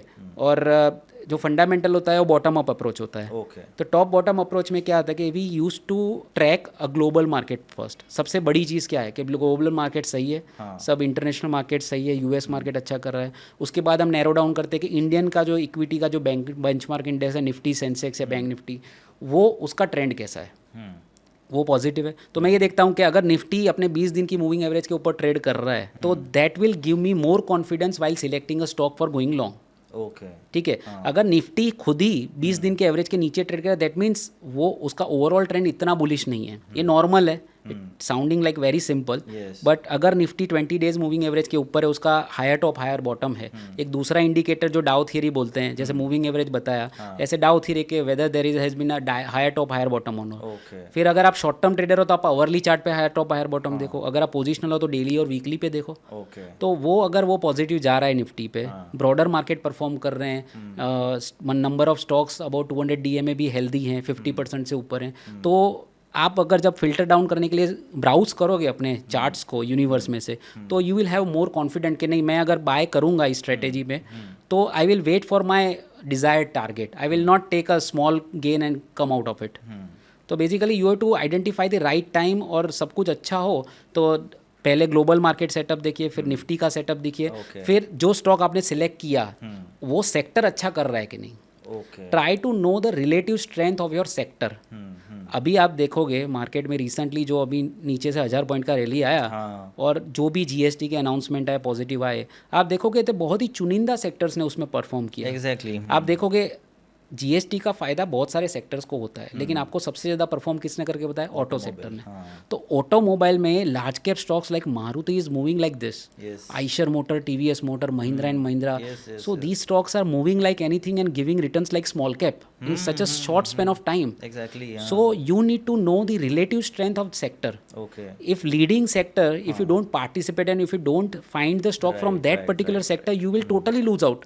आपने आईटी में, फार्मा में या कोई और कैपिटल गुड सेक्टर में से या कोई पीएसयू में से सिलेक्ट किया होता तो you would have not got that much return. Correct sir. तो आपको पहले ये फिल्टर डाउन करना है कि कौन से सेक्टर में से लेना है। तो ये टॉप बॉटम एनालिसिस जो मैं बता रहा हूँ ना, पहले ग्लोबल मार्केट, फिर Nifty, then you benchmark index like metal पे व्यू बुलिश है या ऑटो पे व्यू बुलिश है। तो निफ्टी का जो ऑटो इंडेक्स है वो आप बुलिश है या नहीं, उसके रिलेटिव स्ट्रेंथ भी कंपेयर की जाती है। दूसरा क्या होता है कि कोई भी सेक्टर आउट परफॉर्म करेगा, उसके लिए हम अलग अलग टाइप का एनालिसिस करते हैं। One of the analysis is ratio charts. Ratio chart के मैं थोड़ा बहुत बोलना चाहूँगा, बहुत ही अच्छा एक कॉन्सेप्ट है और थोड़ा डिफरेंट भी है traditional way of approaching technical analysis. Ratio chart में हम क्या करते हैं कि हम सब पैटर्न अप्लाई करते हैं। जैसे हम ट्रेडिशनली अब कोई भी स्टॉक में आपने हेड एंड शोल्डर बना दिया, ट्रेंड लाइन बना दिया, ट्राइंगल बना दिया, हम लोग रेशियो चार्ट्स पे वो सब स्टडीज डालते हैं। अब रेशियो चार्ट क्या है? If I see Nifty auto, if you divide Nifty auto index with the Nifty, तो उसका एक रेशियो चार्ट बनता है, auto divided by Nifty. Okay, मतलब sector divided by benchmark index, ठीक है ना। तो वो बेंचमार्क इंडेक्स का एक पर्टिकुलरली एक लाइन चार्ट बनेगा, और वो प्राइस चार्ट की तरह ही दिखेगा, जैसे दिखता है नॉर्मली कोई स्टॉक की प्राइस मूवमेंट होती है, ऐसे रेशियो चार्ट की मूवमेंट होती है। तो वहाँ पे आपको क्लियरली जो ट्रेंड ब्रेकआउट दिखता है, जैसे moving average breakout, higher top higher bottom, inverted head and shoulder, cup and handle, flag pattern, peanut breakout, wedge breakout, everything you apply on that ratio chart. Horizontal trend line के multiple tops बन रहे हैं, तो multiple tops का breakout उसमें भी आ सकता है।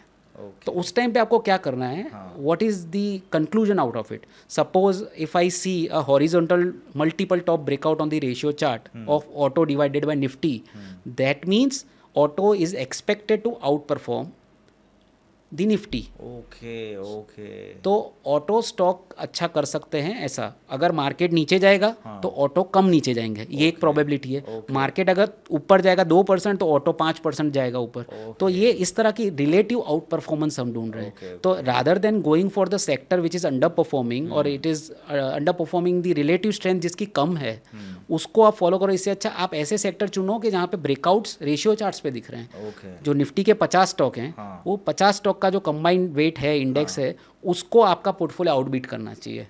तो वही कहीं ना कहीं ऑब्जर्व किया था हमने ऑटो इंडेक्स में। हमने यूनो मिंडा जैसी या मारुति जैसी बहुत सारी कंपनीज के रिकमेंडेशंस दिए थे which worked out very well. तो we people like safe trader, those who prefer to trade in the large cap stocks, they also generate a lot of alpha out of it. के एक ऐसा। तो आप जैसे IT का देखोगे तो IT is continuously showing lower relative strength as compare to Nifty. तो भले ना नोबडी, मेरे हिसाब से trader should never try to catch a falling knife.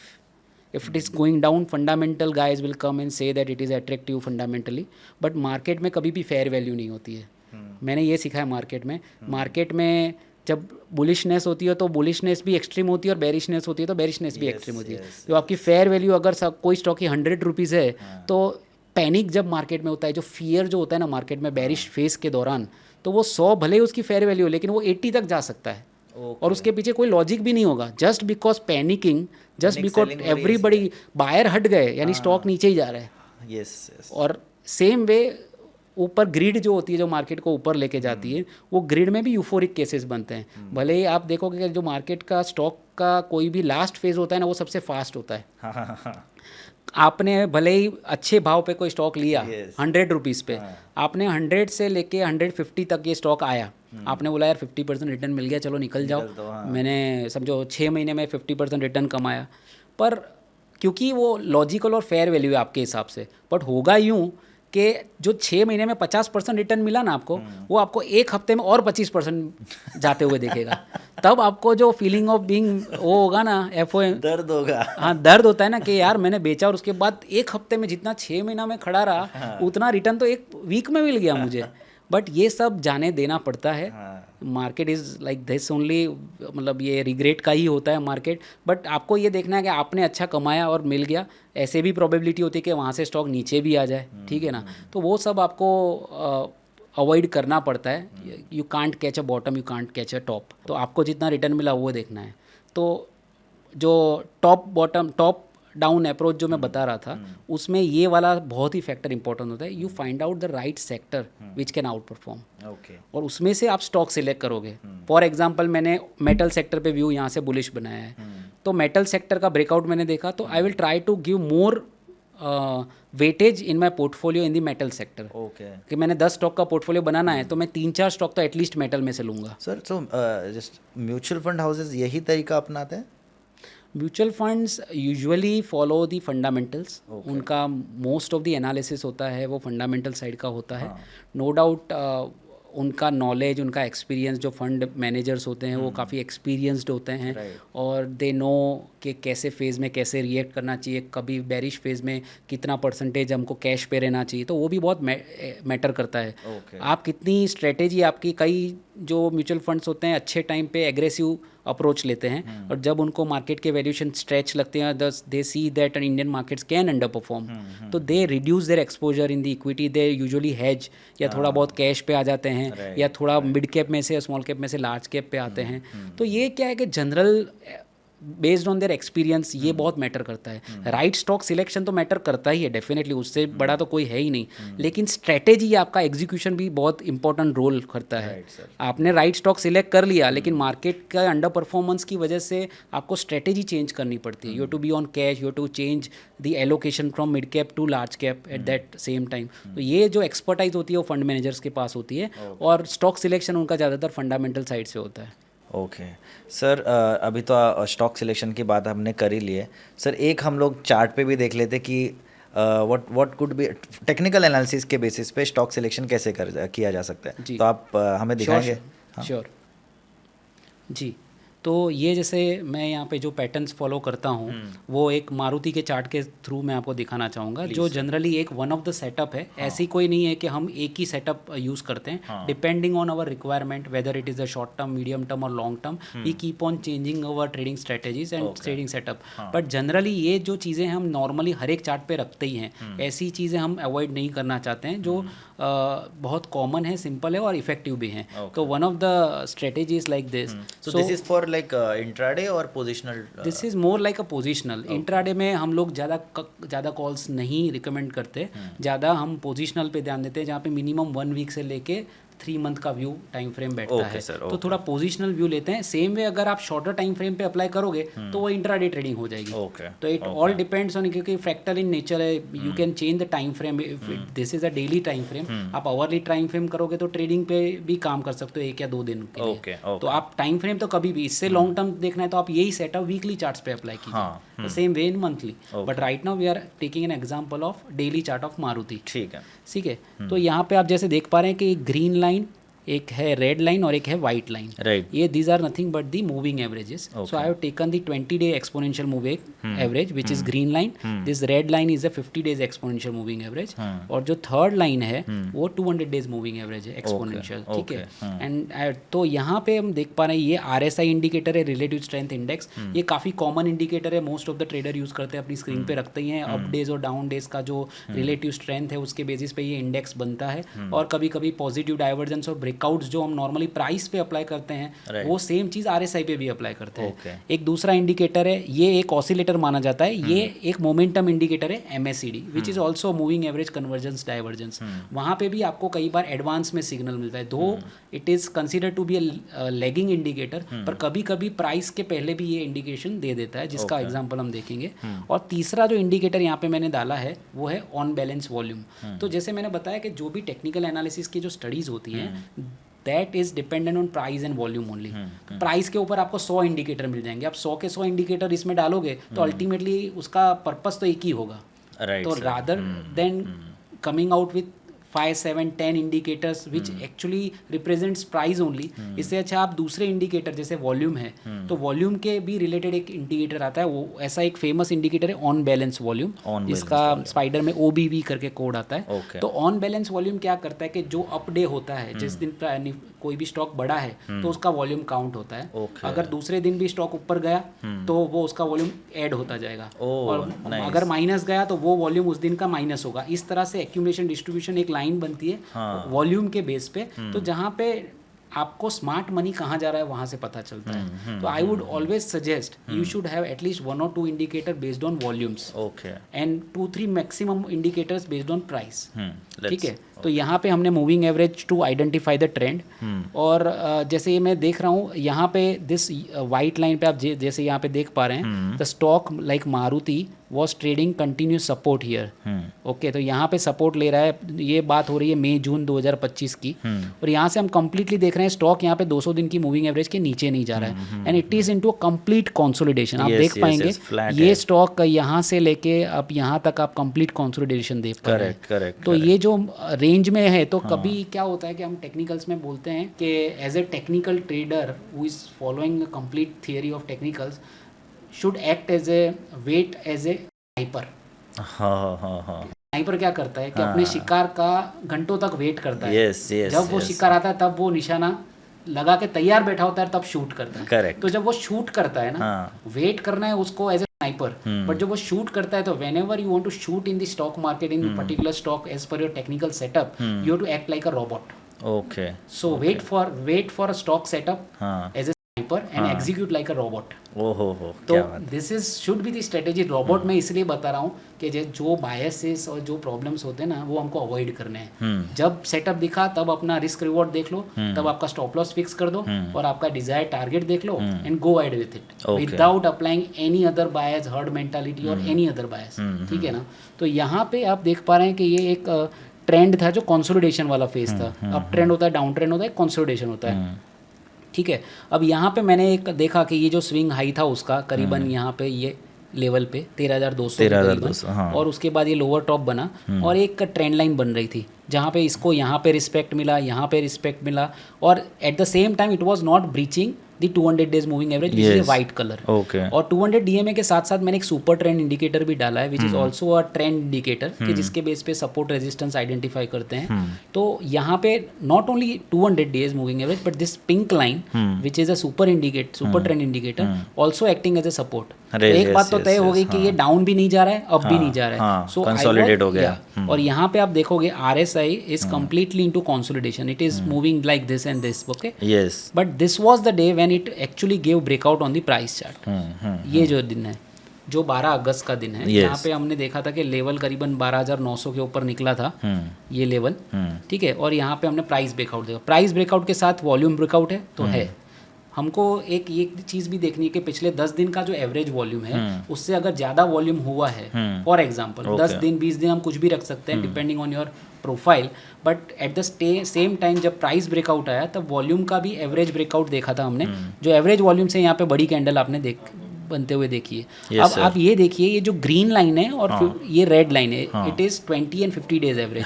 अब ये जो ग्रीन लाइन रेड लाइन दोनों कन्वर्ज हो गई थी, इतनी एक दूसरे के साथ एकदम कन्वर्ज होकर स्क्वीज हो गई थी। वो स्क्वीज जब भी होता है ना तो स्प्रिंग की तरह उछल सकता है on the either side.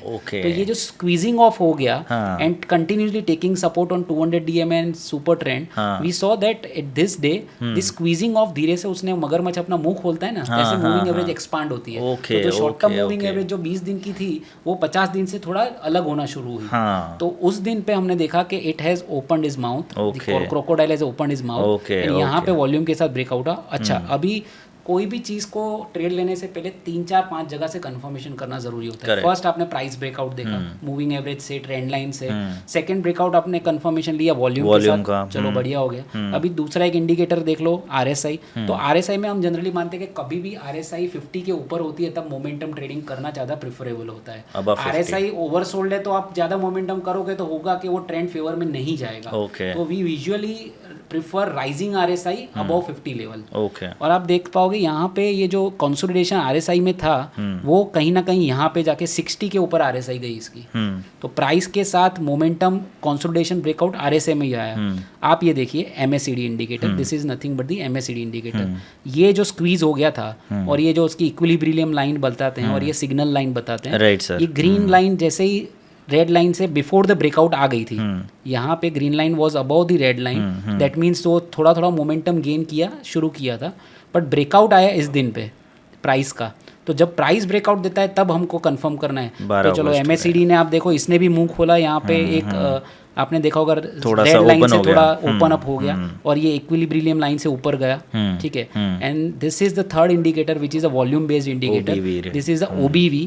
Now OBV में क्या होता है कि कई बार कंसोलिडेशन के दौरान कई स्मार्ट इन्वेस्टर जो फॉरेन इंस्टीट्यूशंस होते हैं, जो डोमेस्टिक इंस्टीट्यूशंस होते हैं, they use consolidation and down trend to accumulate the stock, क्योंकि जिस क्वांटिटी में और जिस वॉल्यूम में उनको माल चाहिए वो डाउन ट्रेंड और कंसोलिडेशन के दौरान ही मिल सकता है, जहाँ पे सेंटिमेंट्स इतने पॉजिटिव ना हो। तो they can buy the stock as much as they want at the right price without उसको एक राइज दिए बिना ही वो लोग बड़ी क्वांटिटी बाय करते। तो वो जो स्मार्ट मनी इन्वेस्ट होता है ना, वो यहाँ से कहीं ना कहीं एक्यूमुलेशन हो रहा है, वो यहाँ पे देख सकते हैं। जैसे यहाँ पे हमने देखा एक्यूमुलेशन का ब्रेकआउट आया यहाँ पे, तो not only the price volume day but इसका भी ब्रेकआउट बाद में आया, जहाँ से हमने देखा कि ऑन बैलेंस वॉल्यूम क्या होता है कि एक्यूमुलेटेड पिछले कुछ दिनों का एक एक्यूमुलेटेड होता है, रोल ऑन होते जाता है। यहाँ पे भी हमने देखा कि वॉल्यूम भी बढ़ता जा रहा है। तो this is backed by volume, momentum indicator and price indicator.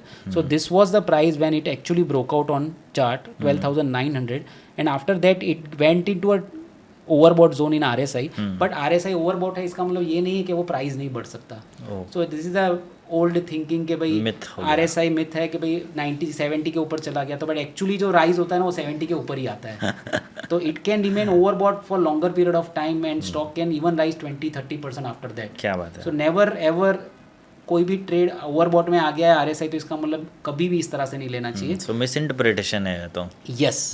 तो ये वाली चीज़ हमको खास करके देखनी है। और जहाँ तक ये जो बढ़ता जा रहा है एग्जिट कब लेना है, तो आपको एग्जिट का एक पर्टिकुलर थियरी नहीं है कि जो आपको टारगेट बताए। No doubt you can come out with a target with a retracement theory, you can come out with any other moving average long term के जहाँ से आप रेजिस्टेंस निकालो। लेकिन हम ये रिकमेंड करते हैं कि जितना लंबा कंसोलिडेशन का ब्रेकआउट है, जैसे हमने ये देखा कि ये पीरियड जो था वो ब्रेकआउट का पीरियड था मई 2025 का और ब्रेकआउट आया आपका अगस्त 2025 का। राइट। तो ऑलमोस्ट 3 मंथ्स का कंसोलिडेशन का ब्रेकआउट हमने देखा।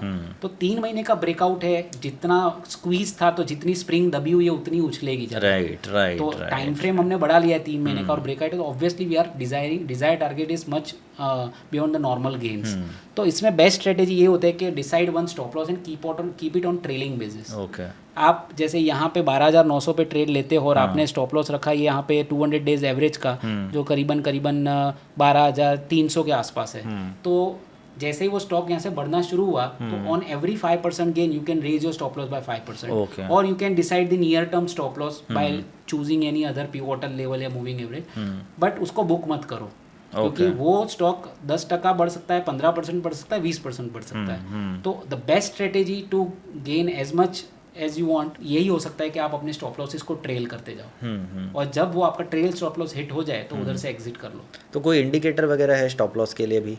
जी, तो सबसे पहले आपका स्टॉप लॉस जो डिसाइड करना होता है, when you come out with your trading plan, at that time you to decide how much loss you can bear. That is the most important part of the stop loss. ठीक है, तो professional लोग जो trader होते हैं वो लोग हमेशा यही देखते हैं, जैसे मैंने पहले भी बताया कि स्टॉप लॉस कैसे, स्टॉप लॉस रिस्क मैनेजमेंट रखना बहुत ज़रूरी होता है, कितना लॉस वो लोग बेयर कर सकते हैं।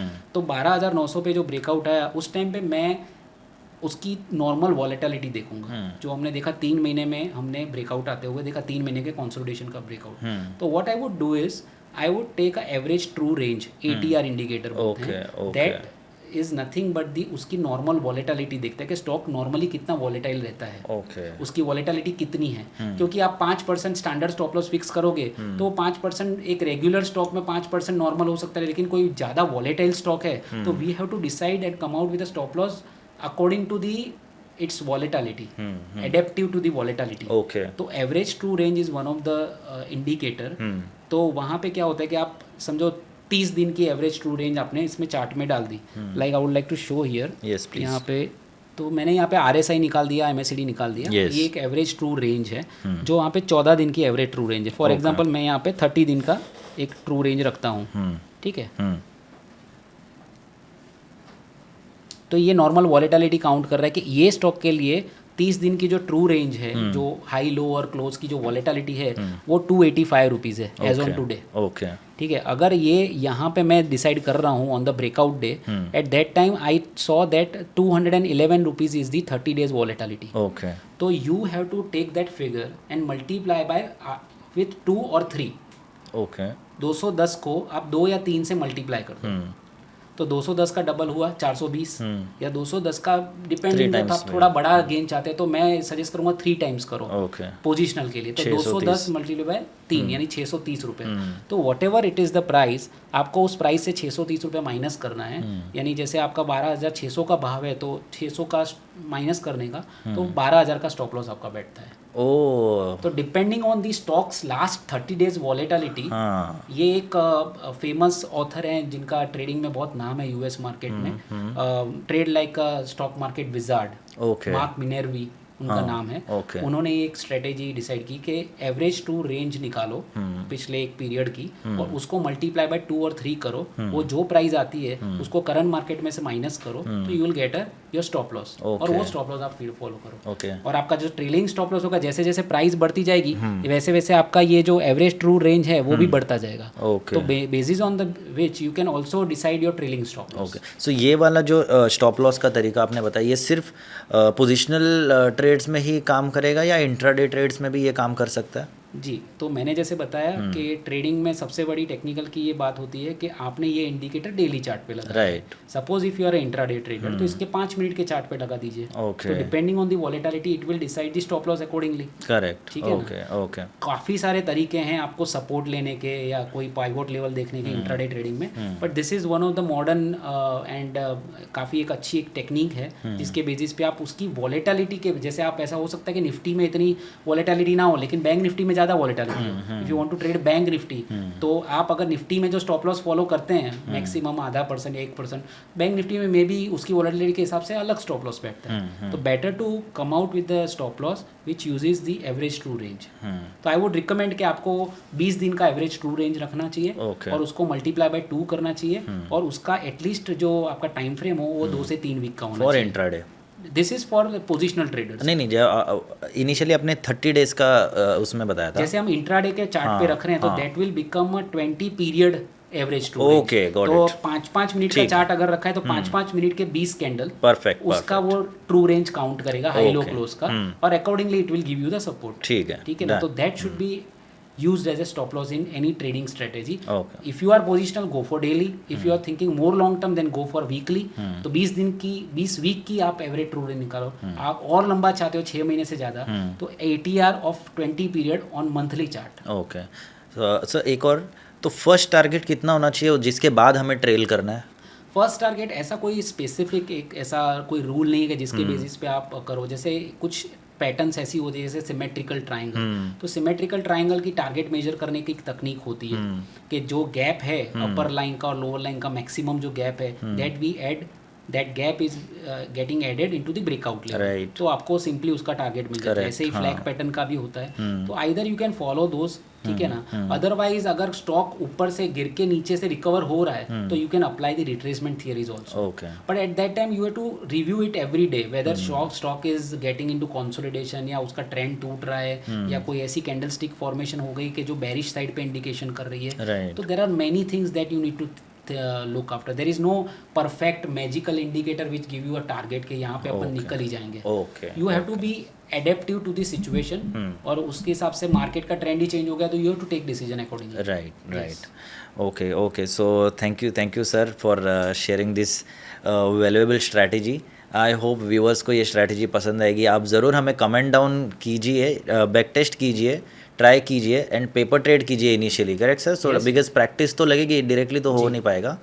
एंड हमें ज़रूर बताइए कमेंट्स में कि आपको ये स्ट्रैटेजी कैसी लगी. Sir thank you so much for sharing this valuable strategy with us and I am very sure कि लोगों को भी ये स्ट्रैटेजी बहुत अच्छी लगेगी. और ये काइंड ऑफ आपने तो अपना सीक्रेट हथियार ही आज हम लोग के व्यूअर्स के लिए दे दिया. सर एक और चीज़ है, अभी देखिए बहुत सारे नए नए लोग मार्केट में आते रहते हैं और वो बहुत ही गलत दिशा में भी जाते हैं. उनके लिए आप क्या सजेस्ट करोगे? क्या कैसे शुरुआत करना चाहिए? तो डेफिनेटली जो नए जो लोग जो स्टूडेंट्स जो अच्छे कोर्सेज करके आ रहे हैं और जो फाइनेंशियल मार्केट में अपना कैरियर बनाना चाहते हैं उनके लिए मेरी एडवाइस रहेगी कि अगर वो अपने आप को एक एज ए फाइनेंशियल इंस्टीट्यूशन में एक अच्छी पोजीशन पे देखना चाहते हैं तो सबसे पहले तो उनको एक अपना एजुकेशनल बैकग्राउंड एक डेवलप करना पड़ेगा, एक स्ट्रॉन्ग फाउंडेशन बनाना पड़ेगा. Like we discussed about CMT. तो at least you should have some financial background और इन द एजुकेशन के जो आप MBA विद फिनांस कर लो या CFA कर लो, CMT कर लो.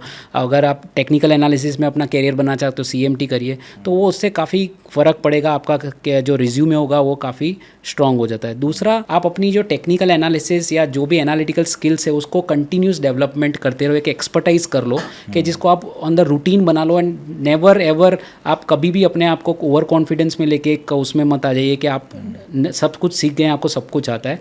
Keep learning every day. अपनी रूटीन्स बनाइए, अपने सेटअप्स बनाइए और उसको एग्जीक्यूट कीजिए. कहाँ गलत पढ़ रहे हैं वो ट्राई कीजिए. Third thing is that when you approach some organization like HDFC securities और some other companies in financial world, तो वहाँ पे क्या होता है ना कि you have to present and you have to show your communication skills.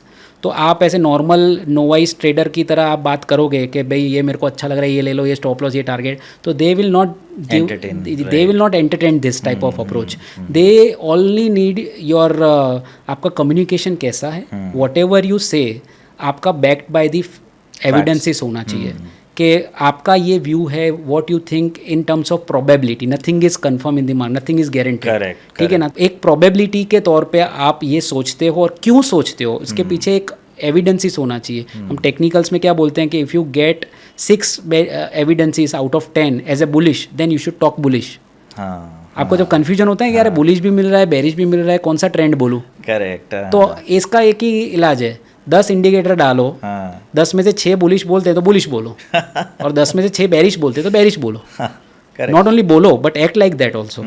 तो एक प्रोफेशनल अप्रोच होनी चाहिए while you are presenting. Your presentation and content should be unique enough to convince the interviewer. तो वो एक खास करके ध्यान रखना चाहिए. दूसरा, आपका नेटवर्किंग काफ़ी स्ट्रॉन्ग बनाना है आपको. कोई भी सेमिनार हो गया या कोई इवेंट्स हो गई, वेबिनार्स हो गए, नहीं सेमिनार्स में पर्सनली जाके अटेंड करना है सोशल मीडिया में. तो क्या होता है कि आपके पर्सनल रिलेशन बनते हैं. सो वो आप किसी को गुरु बना लो और उनको फॉलो करो तो they can guide you in your career also and they will give you lot of knowledge about the industry. So you have to find your mentor also.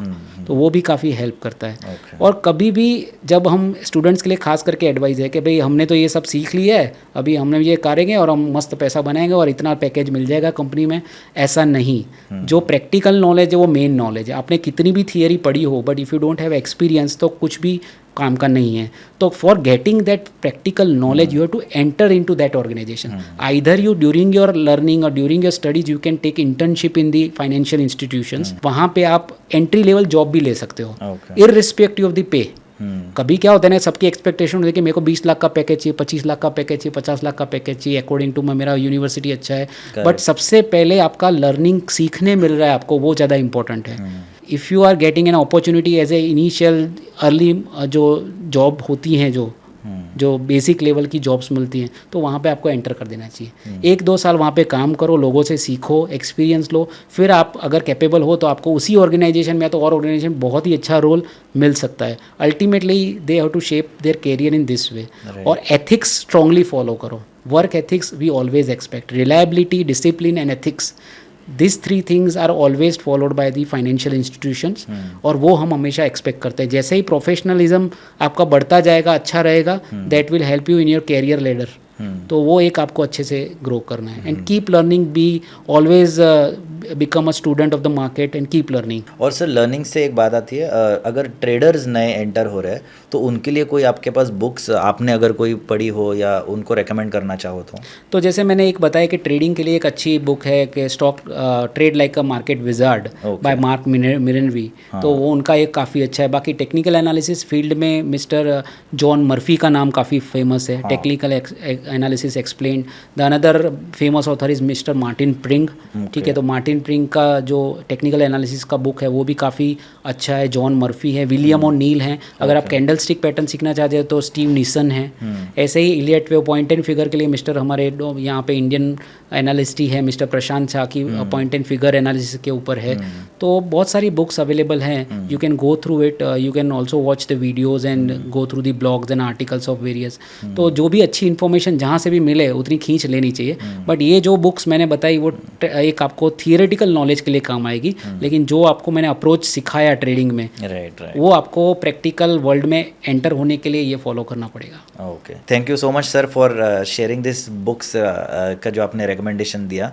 मैं खुद जॉन मर्फी की बुक अभी मैंने start की है पढ़नी। आई सी अभी तो बस कुछ ही पेजेस हुए, so can not say anything about it, but definitely interesting लग रही है एंड काफ़ी सारी टेक्निकल चीज़ें हैं उसमें जो मैं खुद फॉलो कर रहा हूँ। So sir thank you so much once again for coming to our show, for coming to our podcast. आपने इतने इनवैल्यूएबल इंसाइट्स दी, आपने इंडस्ट्री के बारे में बताया। सो इट्स रियली प्लेजर कि आप एक इनविटेशन पे हमारे पॉडकास्ट पे आए, आपने आपका कंटेंट डिलीवर किया, एक स्ट्रैटेजी जो आई थिंक इतने सालों से हिडन थी, आपने वो लाइव हमारे साथ, हमारे व्यूअर्स के साथ शेयर की। सो thank you so much for that sir. And आप कुछ कंक्लूड करना चाहेंगे? Thank you a lot and thanks for inviting me. It's always a pleasure for spider software, जहाँ से मेरी कैरियर की शुरुआत हुई थी। I am very much dilated. And last में यही कहना चाहता हूँ कि टेक्निकल एनालिसिस के बारे में कि trade what you see and do not trade what you think. Okay, ठीक है ना? तो जो आपको दिखता है वो करिए, लेकिन आपके इमोशंस को दूर करिए, क्योंकि चार्ट्स जनरली ये don't lie but emotions do. yes charts never lie actually. Charts never lie. Yeah, so whatever consistency you are expecting from the market, it is in your mind, not in market. So you have to train your mind to come out with a best strategy and follow it with a full discipline. Definitely sir. So discipline is the key, risk reward is the key, and आपकी strategy पे आपका grip होना, उस पे आपका hold होना, practice करना, ये सारी चीज़ें मिला के ही एक ट्रेडर को एक ट्रेडर बनाता है, एक सक्सेसफुल ट्रेडर बनाता है। So thank you viewers again once again for watching us till then. And अगर आपने एक हमारा 1.5 घंटे का पॉडकास्ट देखा ही है तो एक लाइक और सब्सक्राइब का बटन तो आप दबा ही सकते हैं। So please subscribe our channel, subscribe to VOT so that we can again bring such important guests जो एक्चुअली हमारे मार्केट के लिए एंड हमारे नए व्यूअर्स के लिए, नए ट्रेडर्स के लिए ज़रूरी है, जो इतनी इम्पॉर्टेंट चीज़ें शेयर कर सके, इतने ओपनली शेयर कर सके। So thank you once again and do not forget to subscribe. Thank you so much.